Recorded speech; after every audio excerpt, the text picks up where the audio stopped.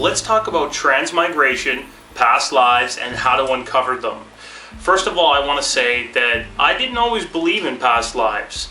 I was brought up in a Christian house where we weren't even allowed to talk about these things. And really, we were told there was no such thing. However, I am very certain that this phenomena actually exists, especially if you start to examine the aspects of child prodigies who are very good at things even since childhood. They're very good painters, mathematicians. We look at these great savants and how a lot of us have a proclivity towards a certain activity that we can't explain. Maybe you've always wanted to go to a certain part of the world, or maybe you've had an affinity for a certain type of person or somebody that you feel like you've known your whole life. These things are always happening to us, and we really have to examine them. And you know what? I'm actually certain that the Bible originally mentioned these things. And it's actually fact that the Bible has been modified by the papal decree, which in fact took out a great deal of things and changed things, and there was some mistranslations. And I believe that this is actually the original interpretation of the meaning of being born again. Now, I think in some cases in the reincarnation theories that some religions have used it as a form of punishment for not belonging to religion. And most certainly it's almost like the heaven and hell theories that we get when we examine Christianity and other beliefs. But people will say, well, if you weren't a good person, you're going to come back as a housefly or areas like that. And I don't think that intelligence would be counter-evolving. I think that we'd be forever evolving into the same form of intelligible beings.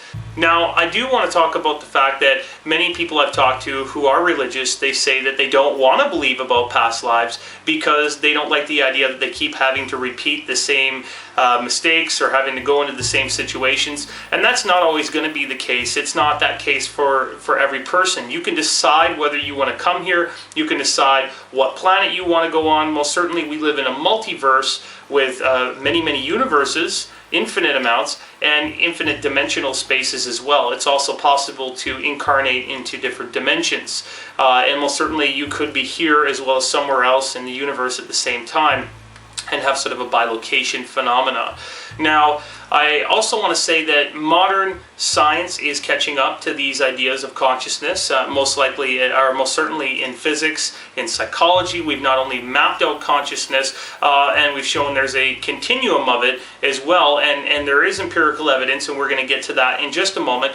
But most recently, of course, we've seen with Professor Stuart Hameroff, as well as Sir Roger Penrose, they have talked about consciousness sitting in the brain like a cockpit, and there actually being the phenomena that if our consciousness were to spill out of the body, and let's say a near-death experience, and how it could come back, that this would be so through superpositioning, or in physics it's known as quantum cohesion.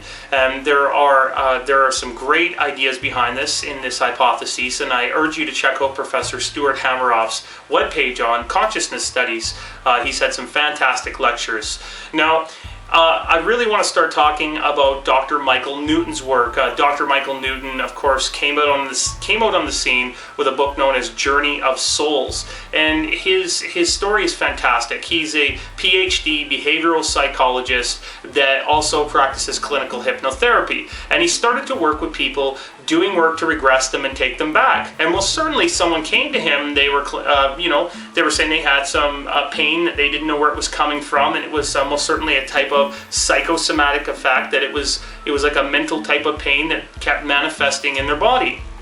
Now, what he found when he was regressing them and taking them back, they started to have these memories that were not from this lifetime. Historically, he could place them. He was starting to see some historicity in what they were saying, as he's an amateur historian. Anyhow, as the story goes along, his work started to take an angle in this way, because before that, he was an absolute starch atheist that didn't believe in any of this stuff. And so he started to have his perspective bent a great deal. And most certainly now his work is very, very important. I think it's been very inspirational for many. He went on to also write, as I mentioned, he wrote Journey of Souls. He also wrote Destiny of Souls. He's also written the Life Between Lives sort of manual on the topic, and all over the world now and all over the place you can find Life Between Lives hypnosis practitioners who do a fantastic job using his protocol, which is very thorough, as well as most recently his latest release is Memories of the Afterlife, which is sort of a logbook of a lot of the practitioners who have submitted cases. And these books are very easy to read. As you go through them, what you will find is that they are a transcript of the sessions that he's had with people, and he's compiled data which has many similarities and empirically recorded evidence here of these past life existences by, first of all, he was taking the people back into their mother's wound, past the childhood, and then further back what it was like before they came here. And people actually have memories of picking their body, looking at their life on different screens, going through a training class before they get here, and seeing what they're going to be doing here and whatnot. And being prepared for who they're going to know, who they're going to run into, how to run into them, what their lessons may be that they have decided to do here, and what they're going to accomplish, as well as people have particular soul names and soul colors, and they could even remember in their other past lives what it was like to die, what it was like to face what is known as the Council of Elders, who are an intelligible group that weighs in on what you've done in your life, and not to judge you or condemn you, but in order to help heal the body, in order to help understand what you've learned and what you've accomplished. And the whole thing is a rather fantastic new perspective at spirituality, and I really I urge you to check it out if you have not checked out Dr. Michael Newton's work. Now, Alfred Weber and I were recently having a conversation, a fantastic one, might I add, and we were talking about the intelligent civilization of souls, and we were also looking at some fascinating ideas about the fact that with the consciousness shift that is coming up, how this is going to change this dynamic of what we would know as an afterlife. Up to this point, when we've had these between lives, when we've decided whether we're going to come here or whether we're going to stay behind, or whether we're going to go create our own universes, or be a part of what we do over there as souls, it's very interesting that this concept is going to change, because as the earth reaches its maturation, and spiritually as a whole, humanity, we start to rise up as fourth dimensional beings in 4D, the death process and going back and forth is going to cease to exist, because we will just have longer lifespans, very long lifespans, and we'll just shift dimensionally as we go forward in that respect. But that is a whole other topic, which is very interesting. Now, I also want to discuss today, as far as the past life subjects go, something to sort of jog your memory and get some ideas going about past lives. One of my favorite authors wrote a fantastic book, and the book is called How to Uncover Your Past Lives. And this is by Ted Andrews, and this is on Llewellyn's How-To series. It's truly a great book, and it's so in its simplicity. It has many wonderful techniques, but most certainly I want to share with you a survey out of here that maybe you can answer yes or no, or it will help to sort of jog some ideas about who you possibly were in your past life. Number 1, are there places you have always dreamt of visiting? Number 2, are there places you would never want to visit? Number 3, are there periods of history with which you felt more kinship and which you enjoyed studying more? I know I could think of a few. I've always had a sort of a proclivity towards around the 1800s in London, and sort of the Sir Arthur Conan Doyle, Sherlock Holmes time is one of the times. Maybe you have a kinship towards another place in space where you think you've been before. It's entirely possible. Number 4, are there any activities you have always especially liked to watch or participate in? This is number 5. Are there activities you have always wanted to participate in or wanted to avoid participating in? Number 6, are there areas of the country that you feel negative about? And this is number 7. Is there an area of the country you feel especially drawn to? Okay, number 8. Are there any particular peoples that you feel drawn to or have an interest in, racially, religiously, socially, and so on? That's one to think about. Number 9. Are there any particular peoples you try to avoid, racially, religiously, socially, and so on? Number 10. Are there fears that you remember having had your entire life since childhood? Number 11.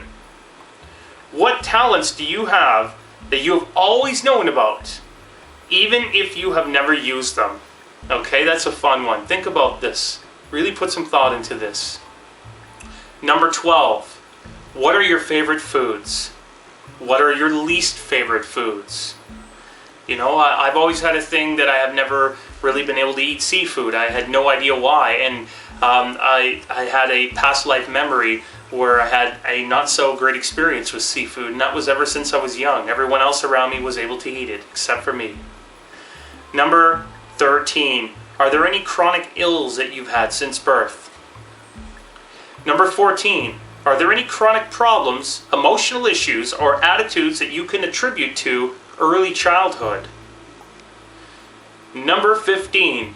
Are there some people you have instantly felt close to, even if you have not known them long?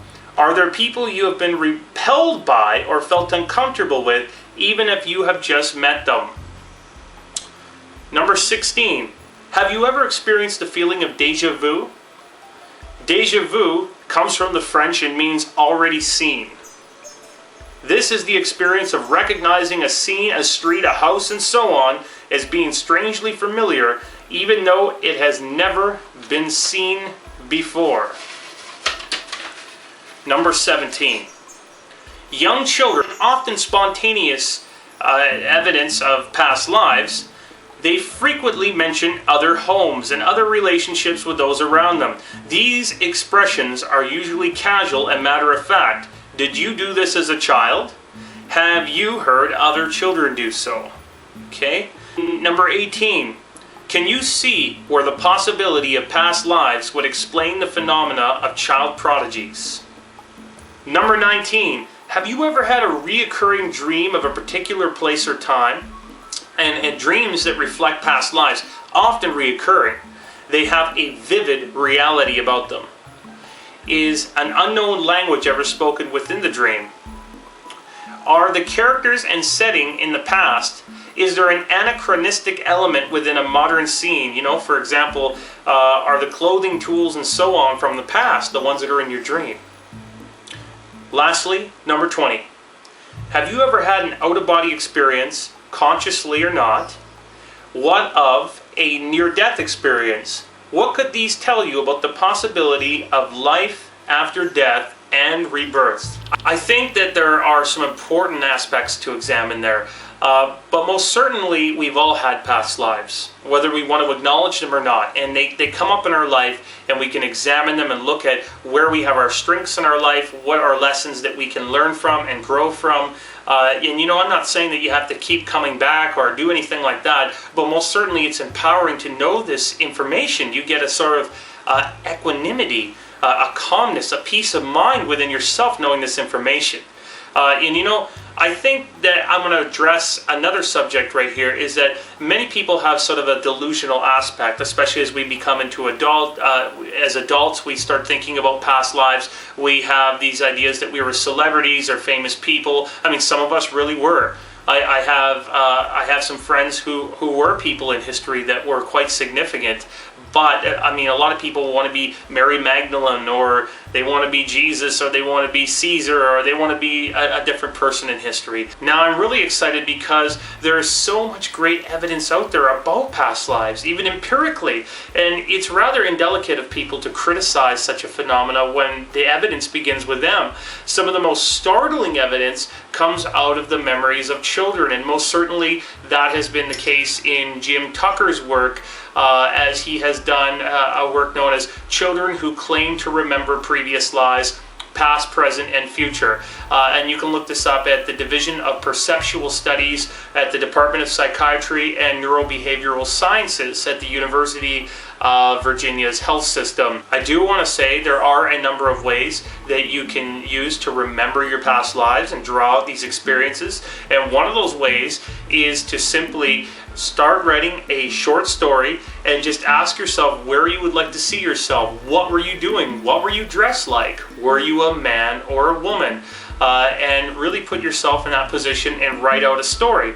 Another way that you can do this is write down different times and dates and use a pendulum. And you can use a pendulum on a string to start dowsing out this information of where you were at. I have a friend named Symbolic Sorcerer who does this quite often, and he does fabulous work with it.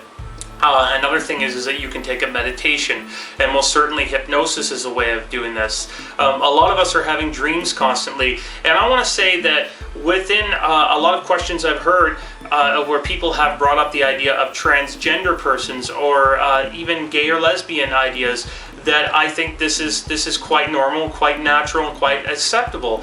If you think about the fact that if a person has been a woman for 3 or 4 lives in a row, they have a certain feminine nature about them. Then they come into this life, and all of a sudden the body's incarnated as a male body. Obviously, there's going to be a lot of characteristics there and feminine inclinations that are going to come out, which is perfectly natural. We've all been men and women, we've all been in other places, and it's all part of the picture. It's all part of what we're doing here.